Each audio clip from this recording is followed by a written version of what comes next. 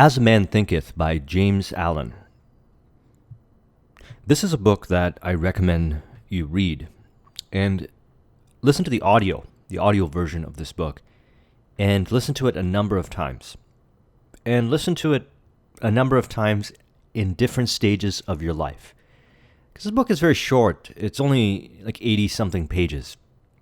But contained within it are paragraphs, sentences of wisdom that are timeless, based on principles that are designed to reorganize, restructure the way you think. Now, why would you want to do that? Well, going back to the video that I made a little while back on the power of the subconscious mind, if you haven't seen that, I recommend that you do that. What you want to do is you want to recognize how your thinking affects the actions that you take. Okay? How your thinking affects the actions that you take. And it's the actions that you take that's going to produce the results that you want. And we have a very interesting litmus test that we could do on ourselves. We could look and see if our thinking is positive or empowering, or if it's negative or disempowering, or spectrums, or aspects, or areas in between the two spectrums, I should say, of positive and negative. And the more you can feel empowered in your thinking, and the more you can carry and transact in this world based on positivity, the higher the likelihood that you're going to produce results. But it's not always as easy as it sounds, because if it was that easy, everyone would be doing it. And yet, it's only a few select groups of individuals that are able to do it. And there's many levels to it, so you can get better and better at commanding your thoughts. Think of your thoughts or your mind as not you, but an aspect of you that you can control. And you can control it and direct it towards a specific worthwhile purpose. Now, a lot of us identify with our mind, and we think that our mind is us, when in actuality, we control our mind. And in earlier stages, we allow others or information from the external world to control our mind, to tell us what to think, how to behave, how to transact. And later on, we recognize that these thoughts are driving our actions, and it's getting us to do things that are in the favor of others. And it might not be mutually beneficial to us.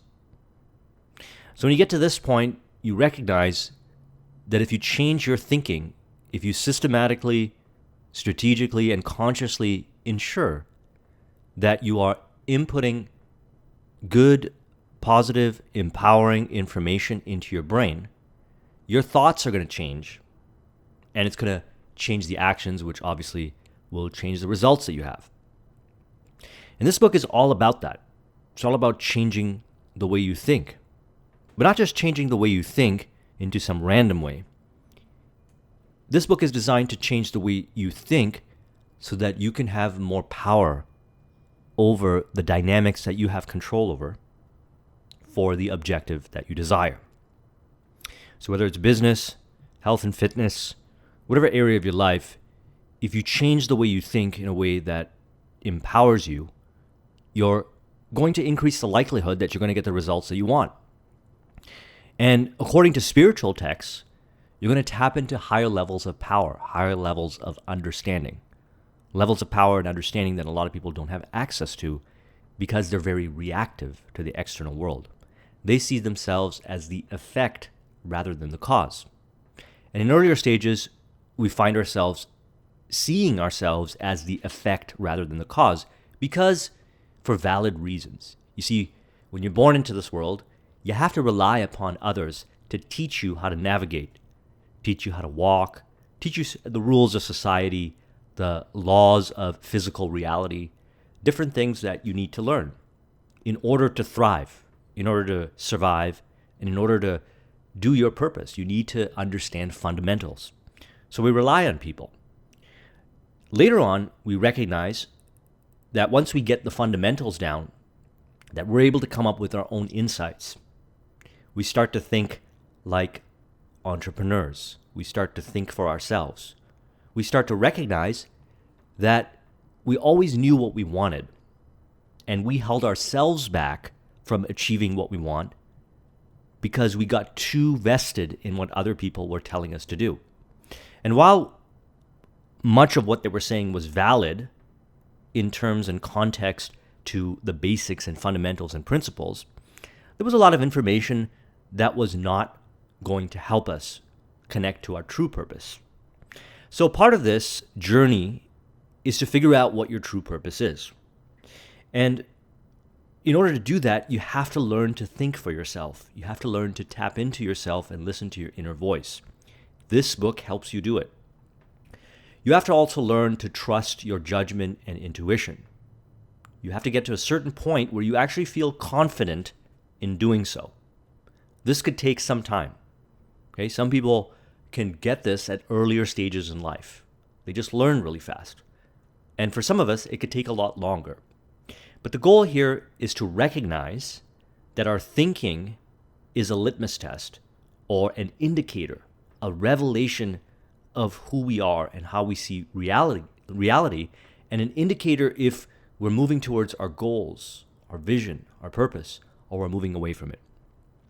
So even though this is a short book, the extracts that I've pulled out of it, the paragraphs, do it no justice. It's worth that you read it, because depending on where you are in life, it's going to have a totally different meaning for you. And then as you evolve, reread it again. Listen to the audio again, and you're going to pick up even more insights. Because the reality is, in life, the answer is always in front of your face. It's just that you might not see it.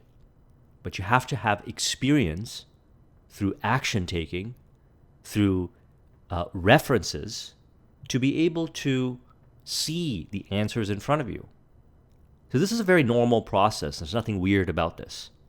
If you want to be able to tap into higher levels of understanding, you have to look at how you think. Now, there's a lot of books written on this subject, and I'm going to discuss a lot of these books on this channel on this subject, and I have in my past videos. And it's important to look at the subject of how you think from multiple different angles, because how you think really comes from predominantly your subconscious mind.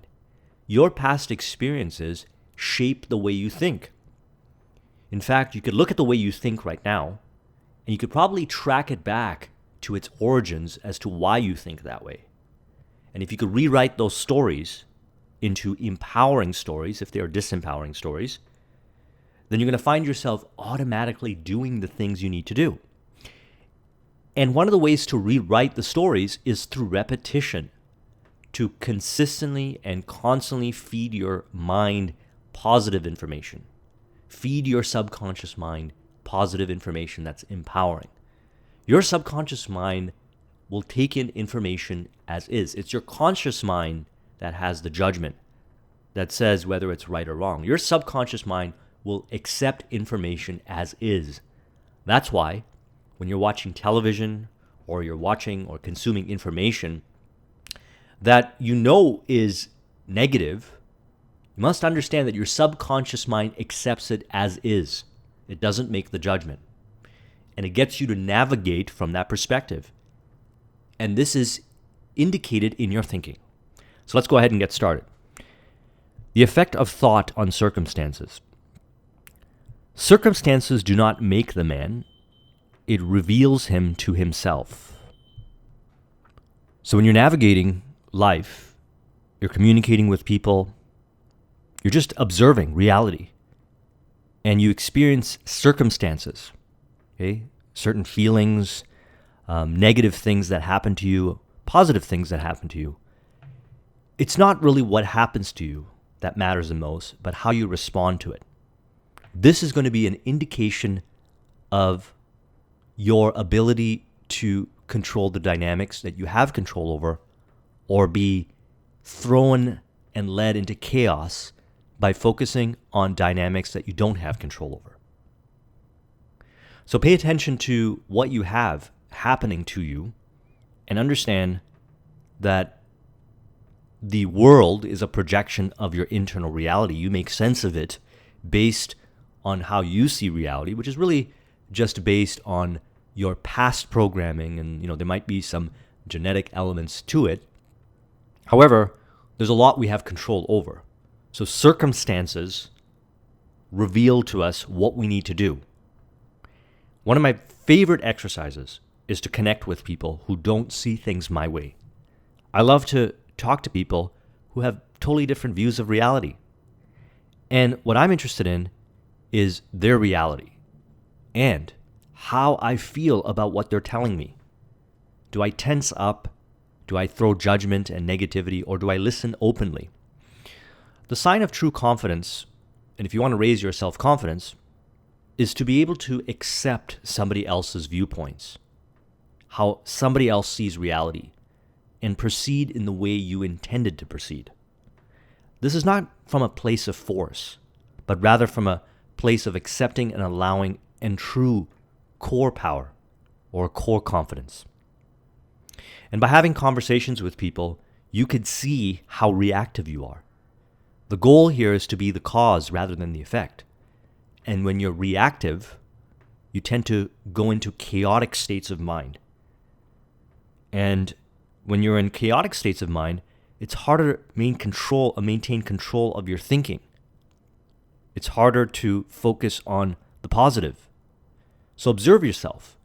And when you catch yourself tensing up or feeling negative or disempowering thoughts come up, or having the need to focus on who is right rather than what isn't right, take a note of that and track back to see where you got that way of thinking. And you'll find that it's probably not valid, because in that situation, all it did was break the connection with the other person. And what it did was it showed you that you are actually more reactive. And when you're being reactive, that your confidence level drops. One of the things that I talked about in my previous video, Flow, is how the importance of challenge meeting skill will put you into a flow state. It's a very balanced state of mind, but it's also one that's not totally balanced, in the sense that it's a counterbalance. Is that you're constantly pivoting between challenge and skill till you get into a certain groove. And then when you're in that groove, you can perform really well. You can tap into intelligence that you have within you that is being distorted based on tensing up. And if you can interact with someone and find these places where you're tensing up, and then work on loosening yourself up, might not happen in that situation, but outside of situations through various exercises, then what you can do is you can find yourself being looser, being more fluid. If you're interested in building a business, for example, one of the important concepts when dealing with a marketplace is to pivot. A lot of times when you start out, the marketplace is not going to respond the way you want it to respond. But if you get reactive to the marketplace, then you might try to force yourself to force your idea into the marketplace, and that usually doesn't turn out too well. Instead, you got to look at the stimulus that the marketplace is giving you, and based on that, you have to be able to adjust your proposition, your position, the products and services you're offering into one that's a match, so it's win-win, so you can grow your business. So it's a valuable exercise to constantly be aware of where you're tensing up when you're around others. But not just others, when you're reading books, when you're watching television, when you're doing your work, when you're dealing with your clients. It's important to be aware of what these areas are, because when you go to work on them, you'll find that you won't tense up and you'll be able to pivot more effectively, which will help you. When he begins to reflect upon his condition and to search diligently for the law upon which is being established, he then becomes the wise master, directing his energies with intelligence and fashioning his thoughts to fruitful issues.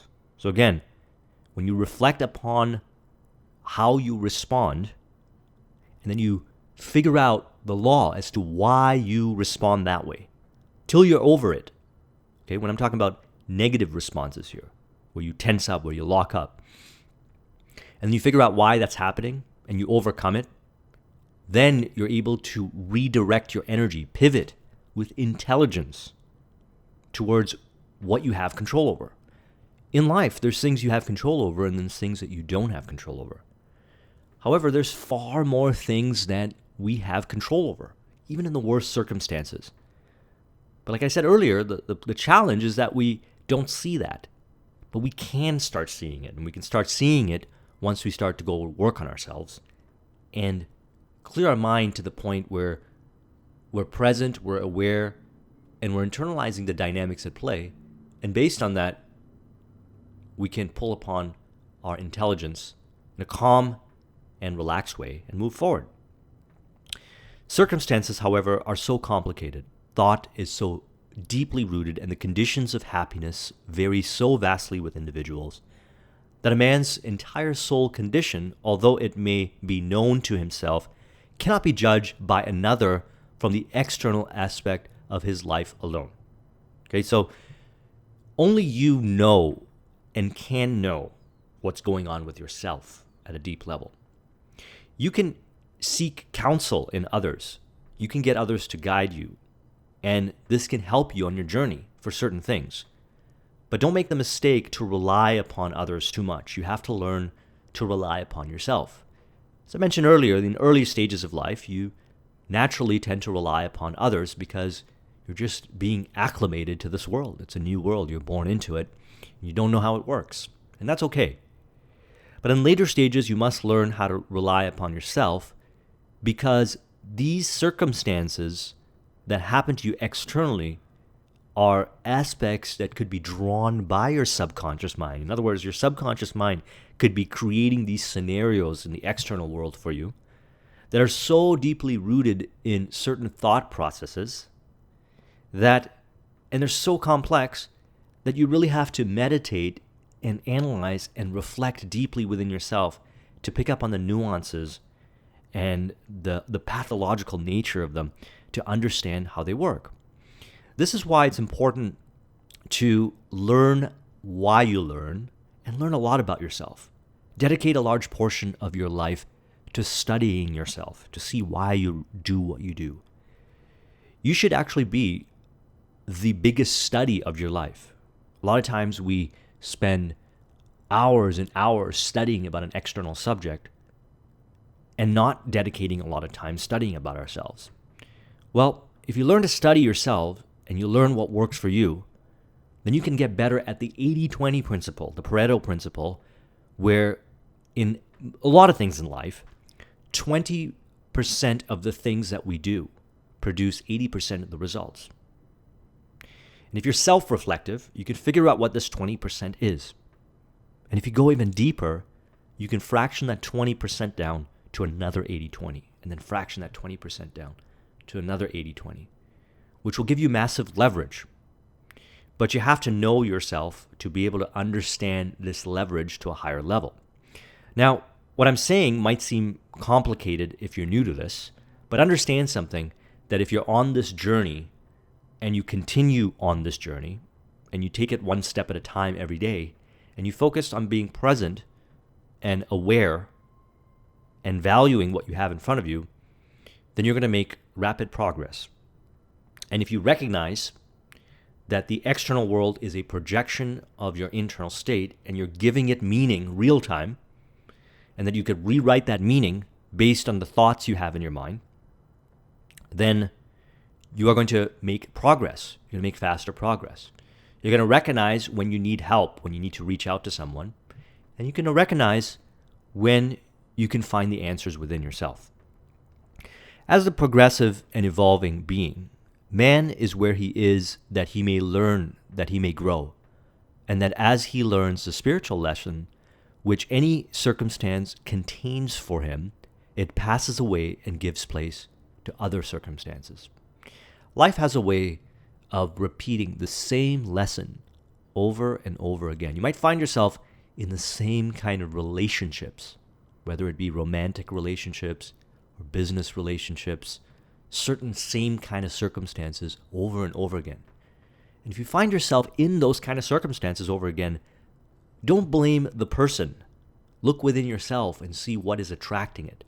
What thought processes do you carry? What belief systems do you have that get you to place yourself in that situation over and over again? Why does it keep happening?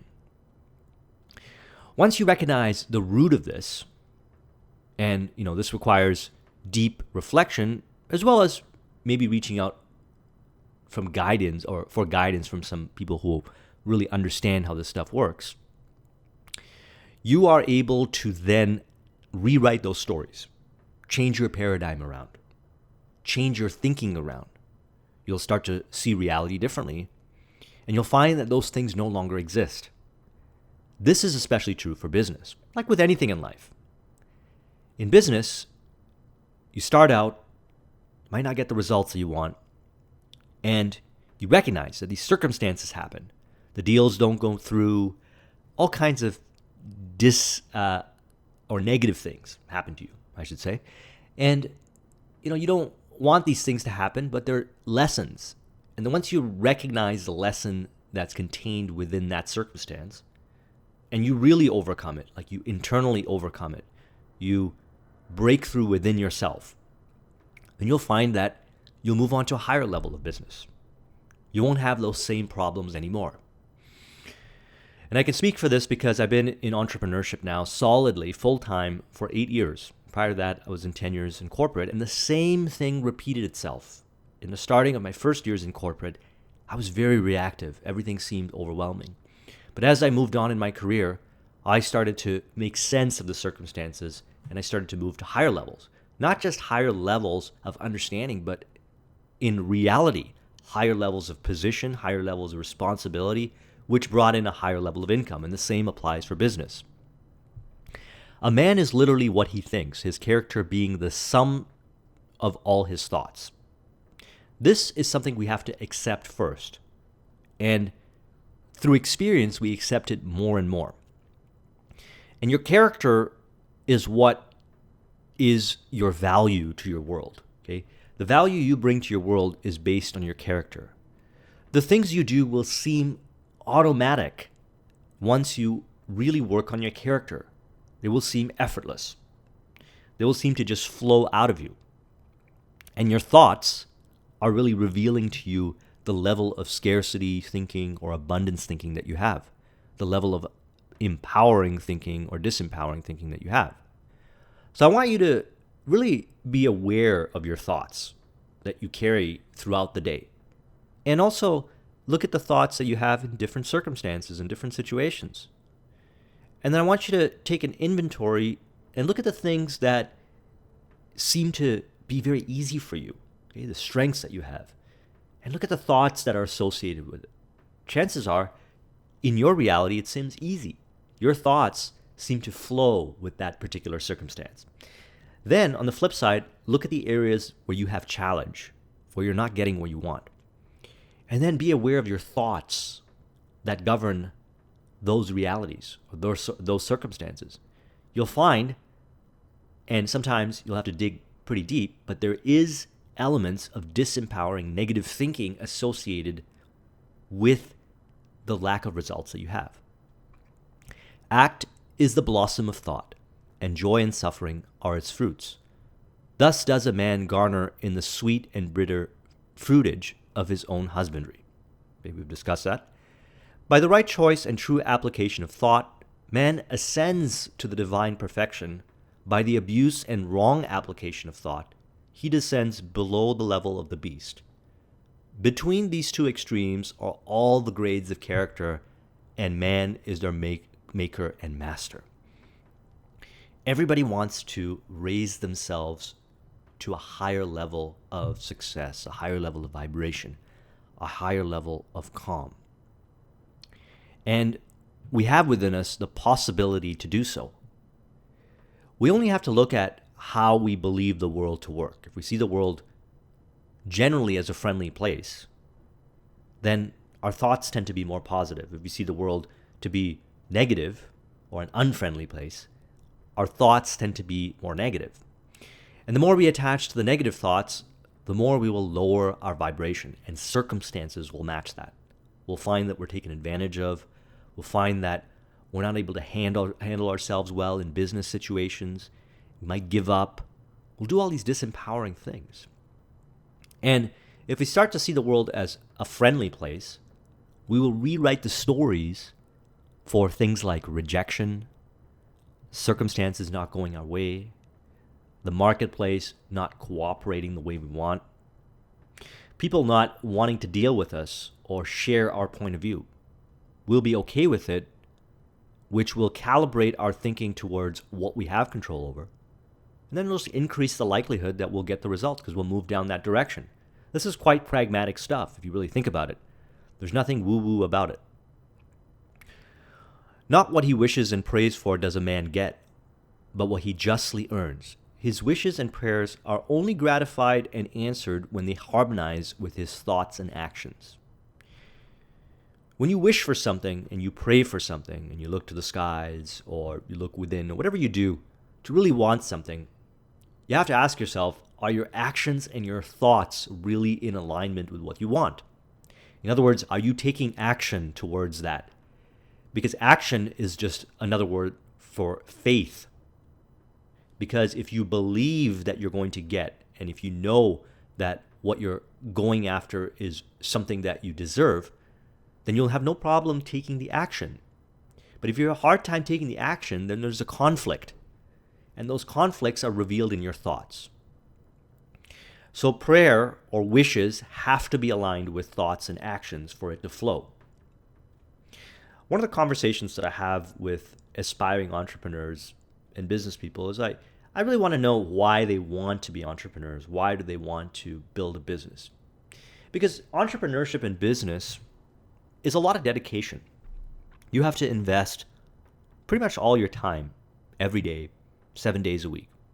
And if you don't like the investment of time involved, if you rather do other things that are outside of the realm of what's going to move you forward towards your entrepreneurial endeavor goal, then it's going to seem very stressful. It's not going to be in harmony. And you're going to push and you're going to get burned out. And maybe you might get to the destination where you'll find success, but you'll get there burnt out. And sometimes people just want to do business because they feel that that's where the money is. And that's where the success is. And while that's true, that those that are first generation wealth, who create a lot of wealth for themselves, a lot of times are entrepreneurs and they build successful businesses. So that's a high likelihood path to create a high amount of wealth.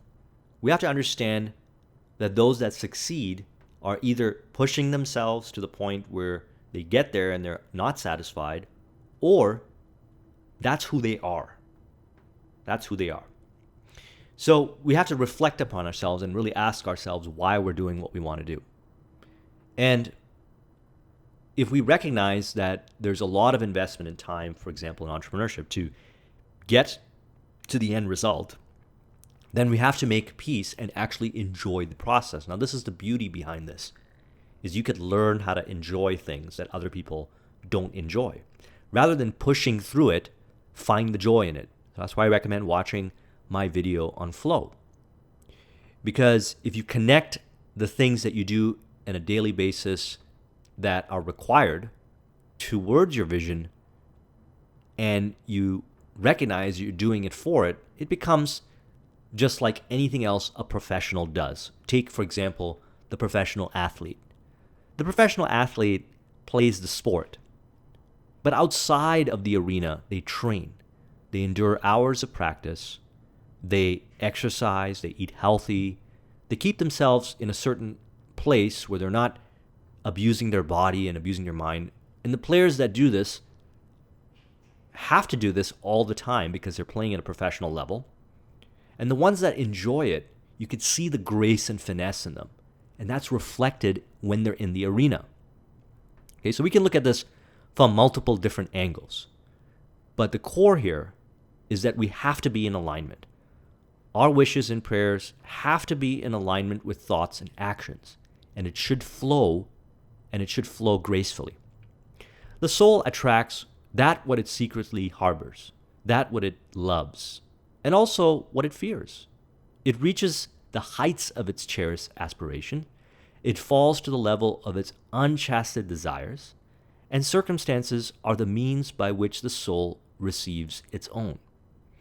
So if we look at our external world, and going back to the example I gave of entrepreneurship, if we're not getting the results we want, we really have to ask ourselves that if we're pushing, if we're forcing, and this has become kind of a thing we're just not flowingly doing, then internally, deep down inside in our subconscious mind, there's resistance. And because we're projecting our reality, we're projecting meaning onto the external world, the resistance is being projected outwards and manifested in circumstances that contain resistance. A man only begins to be a man when he ceases to whine and revile, and commences to search for the hidden justice which regulates his life. And as he adapts his mind to that regulating factor, he ceases to accuse others as the cause of his condition, and builds himself up in strong and noble thoughts, ceases to kick against circumstances, we just talked about that, but begins to use them as aids to his more rapid progress, and as a means of discovering the hidden powers and possibilities within himself. All the power you could ever want exists within yourself. You have the power. Now, a lot of us, in the earlier stages of life, we experience things that brings down our self-esteem, that brings down our self-confidence. And that gets rooted into our subconscious mind. And then we start to navigate the world from that disempowered place, that low self-esteem, low self-confidence place.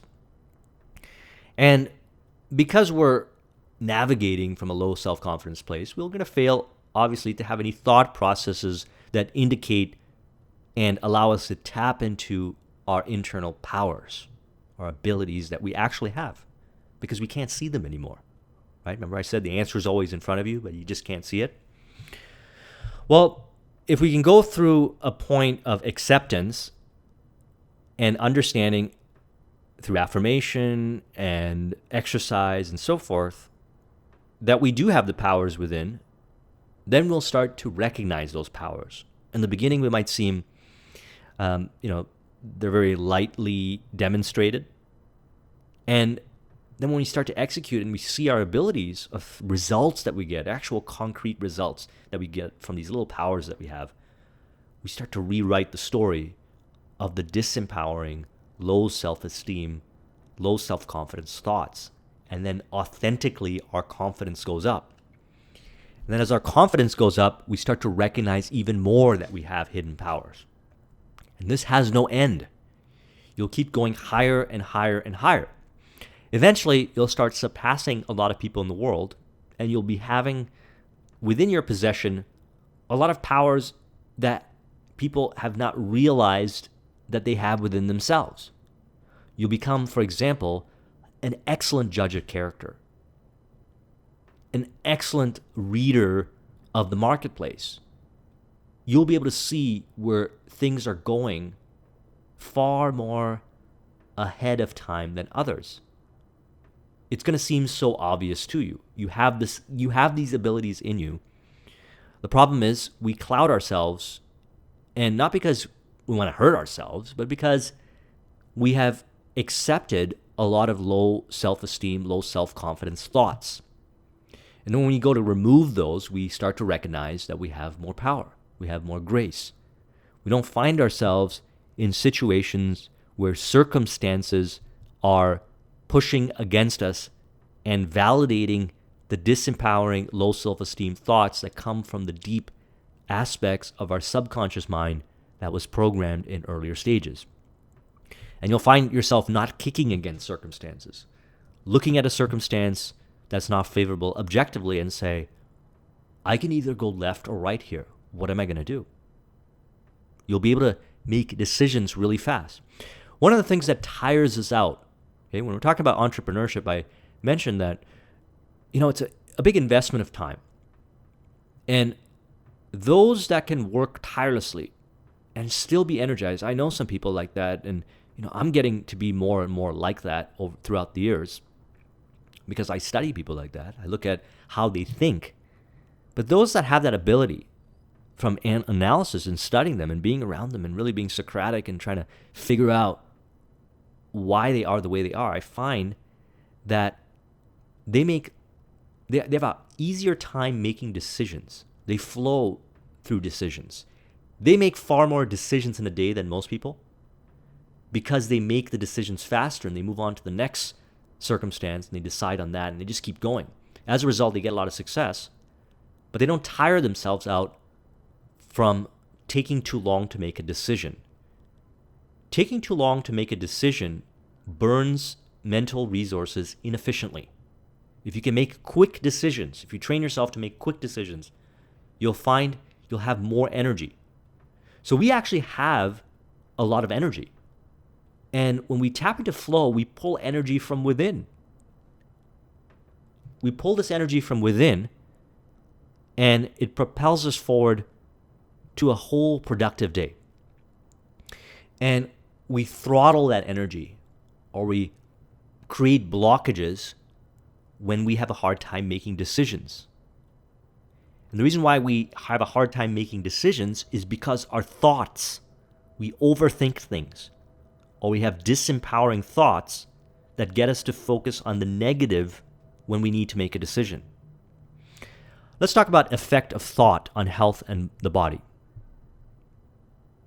Change of diet will not help a man who will not change his thoughts. When a man makes his thoughts pure, he no longer desires impure food. So think about this for a moment. This is obvious, accepted knowledge nowadays that when we're stressed out, or when we're harboring negative emotions, or not expressing ourselves, we'll tend to reach for the comfort of junk food. Okay? Food that temporarily makes us feel good because we don't actually feel good within ourselves. And the reason why we don't feel good about ourselves is because of the disempowering stories and the negativity we carry in our thoughts. This negative thinking is manifested through the emotions. Okay, so thoughts control the emotions. And emotions can feed the thoughts. So it's a cybernetic loop there.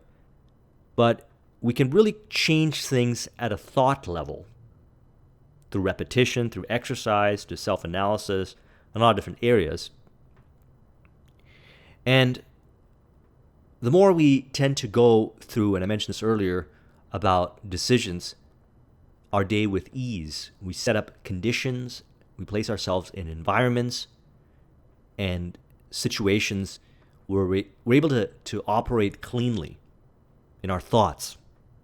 The less likely we're going to desire the junk food because it's not going to be in harmony with that flow. You'll actually become even more sensitive in a good way. If you find yourself adjusting your external world and analyzing your thoughts and placing yourself in situations where you're growing and your thoughts become pure, you'll find yourself in flow a lot more. Then you might get this little desire, it'll come from the subconscious because it's used to it, to have some junk food. You'll go eat that junk food, or you'll eat whatever is not healthy, the impure food, and then it won't feel good anymore. Like before, it used to give you comfort, but now it just brings your vibe all the way down. And that contrast will really irritate you. Then you'll say, wow, I don't even want to eat this stuff anymore. That's the last time I'm eating this. So a lot of times we try to force changes in diet. I mean, that's one way of doing it. But again, we don't want to use force because we don't want to get to having a healthy physique or body or just good health by force. Because that's just going to create unnecessary stress on the body and it's going to mess up other things. Might as well do it in a way where it's natural, it's flowing. And the way we do this is by addressing things at the thought level. The body is the servant of the mind. It obeys the operations of the mind, whether they be deliberately chosen or automatically expressed. At the bidding of unlawful thoughts, the body sinks rapidly into disease and decay. At the command of glad and beautiful thoughts, it becomes clothed and with youthfulness and beauty. You know, there's things that are beyond our control, genetic mutations and things like that. But there's a lot of things that are within our control. And when I meet people, and I love learning about people, I always try to figure out how they got to where they are. It's one of my favorite things to do.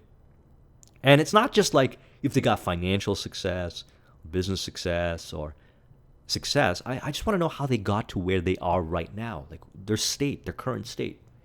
Whether it's a positive state or a negative state.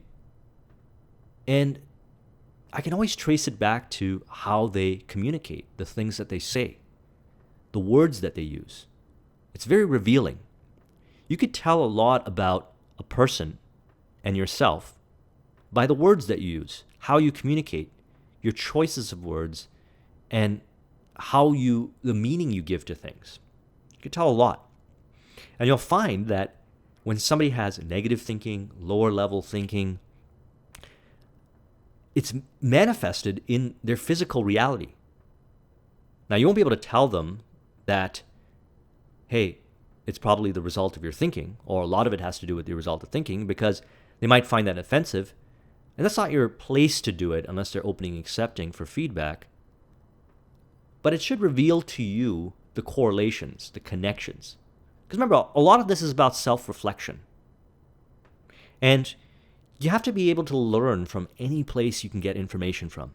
Not just videos and books, but from reality, from walking around, talking with people, doing your day-to-day activities. There's so much information in front of you that will allow you to see the validity of this information, that will allow you to see how thoughts manifest in people's lives, both positive and negative.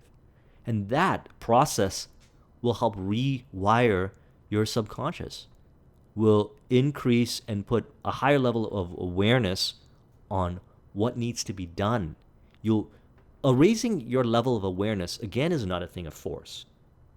When you start to recognize how many things you have control over, you get excited. And your level of awareness goes up because every moment is an opportunity to learn something. And people are teaching you about yourself. People are teaching you about yourself. Not just necessarily what they're saying, but how you feel around them is teaching you where your strengths and weaknesses are. There's tons of opportunity in this moment right now. Strong, pure, and happy thoughts build up the body in vigor and grace. The body is a delicate and plastic instrument which responds readily to the thoughts by which it is impressed, and habits of thought will produce their effects, good or bad, upon it. Let's talk about purpose, thoughts and purpose.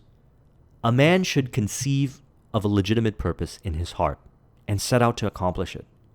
He should make this purpose the centralizing point of his thoughts. And it may take the form of a spiritual ideal, or it may be a worldly object, according to his nature at the time being. But whichever it is, he should steadily focus his thought forces upon the object which he sets before him. He should make this purpose his supreme duty, and should devote himself to its attainment, not allowing his thoughts to wander into inferior fancies, if I'm saying that right, longings and imaginings. To put away aimless and weakness and to begin to think with purpose is to enter the ranks of those strong ones who only recognize failure as one of the pathways to attainment, who make all conditions serve them, and who think strongly, attempt fearlessly, and accomplish masterfully. Thought allied fearlessly to purpose becomes creative force. He who knows this is ready to become something higher and stronger than a mere bundle of wavering thoughts and fluctuating sensations. He who does this has become the conscious and intelligent wielder of his mental powers. Everything within your awareness right now is coming to you from within. Everything that you see in your reality, that you will see 5 minutes from now, that you saw 5 minutes ago, years ago, everything is based on your internal projections. And you can control what your awareness goes on. And it doesn't mean that you disregard things and you're being blind and indifferent, but it means that you're exercising to focus on what you have control over. Recognize that everybody in this planet here is working together somehow. And everybody has different responsibilities. And you have to learn to accept people and what they're doing, And while there's people doing things that, are negative and so forth, it's far better to put control over what you are a master in, where your heart tells you to go, something that you're passionate about, that is not only fulfilling and rewarding to yourself, but is going to help others, because that's the sweet spot. The sweet spot is where your heart tells you to go. And your heart's going to always tell you to go in a place that's going to be mutually beneficial for you and others. And it's going to be different pathways. Everybody has a different pathway. You have to learn to trust the process. This is a sign of higher level of confidence. And you have to learn for indicators as to where you are moving away from this. What I find is that when people get fearful, or they have low self-esteem or low self-confidence, or they think disempowering through their thoughts, and it's very revealing in their thoughts, and you can reveal it to yourself in your thoughts, we tend to try to manipulate things rather than work with things. Now, I like to talk a lot about persuasion and communication and being persuasive in your communication. But there's a difference between being persuasive and manipulation. Manipulation is trying to get people to do your way by tricking them to get what you want, recognizing and understanding and knowing, and sometimes not knowing, they're not going to get what they want. That's not what the heart wants you to do. Persuasion, on the other hand, is effective communication designed to connect with the depths of someone, to help them get what they want in their heart's desires, that is in alignment with yours. Okay? If you study persuasion, all effective persuasion can be tracked back to breaking down and modeling what authentic people do. Okay? Authentic people who are really authentic are actually very persuasive.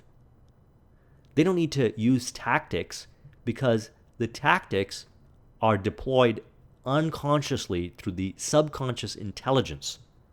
While it's good to recognize it and learn it, and so you have reference, so you can understand, because it's very helpful to learn it. This doesn't mean you should not learn persuasion. This actually means that you should learn persuasion. But here, thought allied fearlessly to purpose becomes creative force. And he who knows this is ready to become something higher and stronger than a mere bundle of wavering thoughts. Consciously dedicating your thoughts towards a win-win purposeful outcome is something that the heart desires. Those who are not prepared for this apprehension of a great purpose should fix their thoughts upon the faultless performance of their duty, no matter how insignificant their tasks may appear. Only in this way can the thoughts be gathered and focused, and resolution and energy be developed. Which being done, there is nothing which may not be accomplished.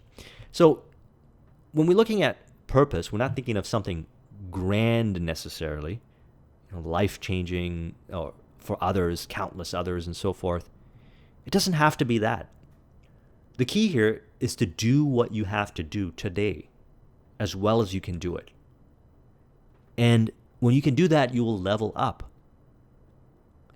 And the key here is to value your responsibilities, no matter what they are. Don't look at the responsibilities of others and say, I want their responsibilities, because they might have some trappings of success. That's a form of giving the power away. If you really want to master your thoughts, then you want to understand that the power is within yourself. And you want to tap into the power within yourself. And the one way is to assume that everything you could ever want for your purpose is within this moment right now. And you're going to value the work that's attached to it. You're going to do it as well as possible. You're going to put a lot of love and care in the thing you're doing. And by doing this, you're going to become more aware. And one of the things we mentioned is that awareness, raising your level of awareness, is going to help you understand the origins of your thoughts. It's one thing to try to forcefully not think a thing. or thought. It's another thing to have a thought and then be able to reverse engineer to its origins. And that requires a high level of awareness. And awareness is developed through practice, through meditation, and active meditation, which is doing what you have to do right now with a lot of care, with a lot of love. So it's not about having a grandiose purpose in life and thinking that yours is greater than others. That's not what this is about. The thought factor in achievement. The universe does not favor the greedy, the dishonest, the vicious. Although it, on the mere surface, it may sometimes appear to do so, it helps the honest, the virtuous. And all the great teachers of the ages have declared this in various forms. And to prove and know it, a man has to but persist in making himself more and more virtuous by lifting up his thoughts. So we already discussed a number of ways of lifting up your thoughts. And I recommend that you make this a study. What are all the different ways that you could lift up your thoughts, that you could raise your thoughts up to one that is in alignment with benefit mutual for yourself and and others in the marketplace and the people that you serve? Because it's those thoughts that are going to be in alignment with your heart, you're going to feel it, which are going to then go into your subconscious mind. Raise your level of awareness. Create the life you desire. Allow you to create more value for others, which in turn will bring more value to you, will make your actions automatic. Okay, so we don't want this to be a forceful thing. We want to get to a point where we're in flow. One of the books that I discussed was The Charisma Myth. In the Charisma Myth, the three elements of charisma: power, presence, and warmth. You got to have all three to have charisma. Charisma is said to be this powerful, unexplainable feeling that we get when is projected by someone who carries that charisma. And it's when someone has a lot of charisma, they're very persuasive. We feel good around them. We feel empowered. We feel confident. We want to be part of their purpose. And if you want to have a high level of charisma, then you must understand that power through action taking has to be met with presence, which is a high level of awareness, and the warmth. It has to flow. It cannot seem forceful. Now, there might be some people that have a certain level of charisma and they have more power, or they tend to have more warmth. But we really want to improve in all those areas simultaneously to have a greater impact. And if entrepreneurship, business is your goal, then having a high level of charisma will make you a better dealer, will make you a better employer, will make you a better business partner. It'll help facilitate the necessary connections that you need to make to produce the results that you want. A strong man cannot help a weaker unless the weaker is willing to be helped. And even then, the weak man must become strong of himself. He must, by his own efforts, develop the strength which he admires in another. None but himself can alter his condition. We try to help people, but we have to help them at the level that they need help in. We can't take them from the lowest possible level and bring them all the way to the top. It won't make sense to them. We have to connect with them at their level.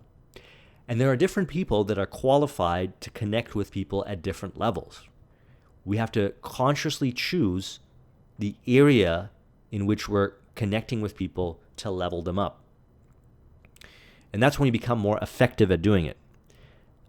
And we have to recognize that the person must have somewhat of a desire to want to change their ways, to want to level up. If they don't, then we're trying to convince someone, we're trying to manipulate them. And that's not very charismatic, but it's also an indication of a certain thought process that is not going to level you up. It's going to bring you down. He who would accomplish little must sacrifice little. He who would achieve much must sacrifice much. He who would attain highly must sacrifice greatly.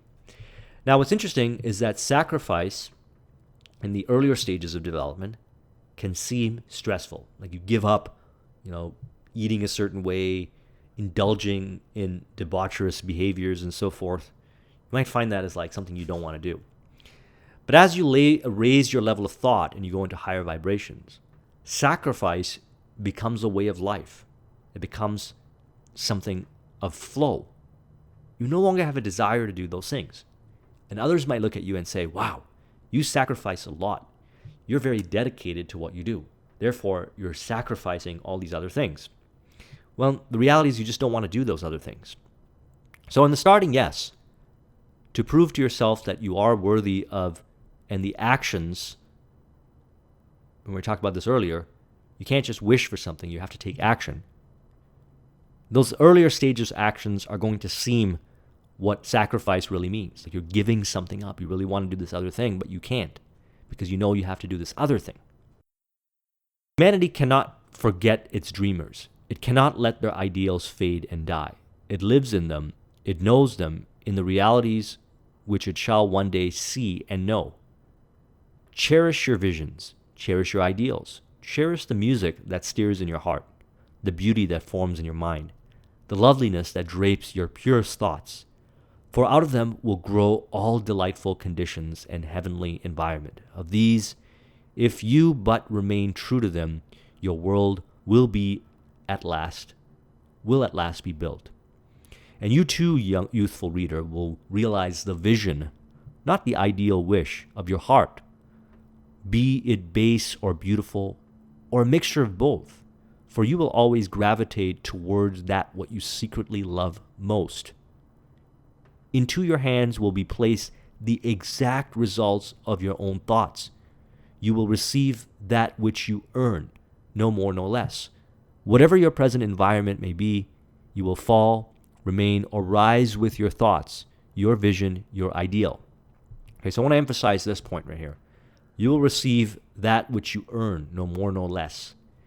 Once you start to recognize, especially in entrepreneurship, that your rewards are going to be in direct proportion to the value that you create.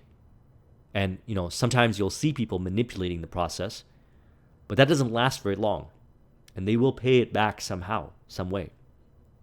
If you want this to be a long-term growth process, and you want to have a happy, enjoyable life, and you want to receive more reward, then you have to figure out creative ways to raise your value, scale your value, and dedicate yourself to create more value for those that you serve. You'll find that your rewards will increase automatically, it'll seem, as a result. Serenity. Calmness of mind is one of the beautiful jewels of wisdom. It is a result of long and patient effort in self-control. Its presence is an indication of a ripened experience, and of a more than ordinary knowledge of the laws and operations of thought. So, we talked about this. Power, presence, and warmth. Essentially calm. When someone is charismatic, they're calm, but it's not just passive calm. There's a power to it. There's a moving forward. There's a direction to it. And when someone carries that, they understand the dynamics at play. They recognize that whatever shows up, they're going to deal with it as it shows up. They have a goal, they have a vision, but they also know that the world is dynamic. Things can change. And they're not getting thrown off by the turmoil of events. They're able to execute on the maneuver smoothly, gracefully, eloquently, and from that, they're going to tap into higher levels of understanding. Those higher levels of understanding are going to provide more nuance-based insights that they could use to create more value for others.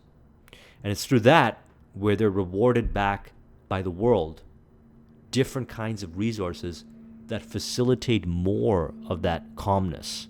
Okay?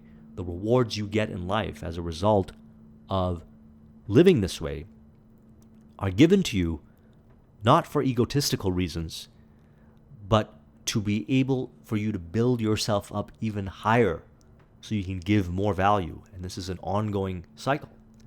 Self-control is strength. Right thought is mastery. Calmness is power.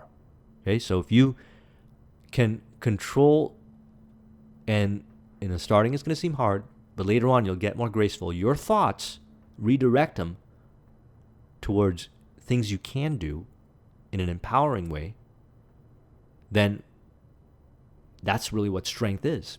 And there's going to be circumstances that are really hard. And if you can do it in those circumstances where it's really hard, then you have more strength. And there's always going to be a tougher circumstance. And your strength is always going to be tested.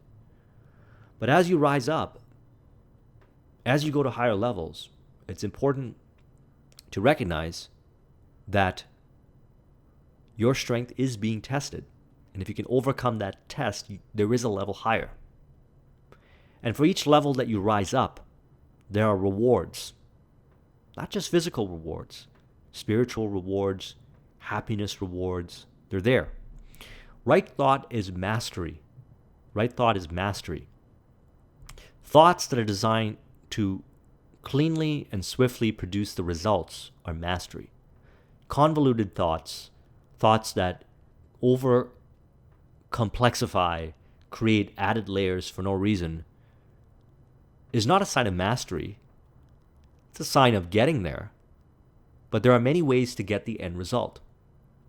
Going back to business and entrepreneurship, those at a higher level of mastery of entrepreneurship can create more concrete value and thus get paid more in a week than someone in the earlier stages could do in years. And it's the thoughts that they sequence together that come up with the ideas and the execution plan and the team and so forth, all the elements necessary to make that happen. Calmness is power. So, I mentioned this earlier, you can arrive to the destination through sheer force and just pushing and pushing and pushing. But that would make for an unfulfilled life, unhappy life, a stressful life. And when you get there, you might find yourself with physical issues that are a result of the excess cortisol in the body. You might find yourself ungracefully aging. You might find yourself injured because you weren't paying attention, because you weren't present. All these things could happen. But if you try to maintain flow, and that's the kind of calmness we're talking about, you could even say the power, presence, and warmth is flow also, right? Flow is where skill meets challenge. But if you have the power, presence, and warmth, then that's the calmness we're talking about. We're not talking about doing nothing. The calm man, having learned how to govern himself, knows how to adapt himself to others, and they in turn reverence his spiritual strength and feel that they can learn of him and rely upon him. The more tranquil a man becomes, the greater is his success, his influence, his power for good. Even the ordinary trader will find his business prosperity increase as he develops a greater self-control and equanimity, for people will always prefer to deal with a man whose demeanor is strongly equable. Hope you enjoyed this video. If you want a copy of this mind map, it's in the link in the description. Thank you very much for watching. I will talk to you soon. Take care.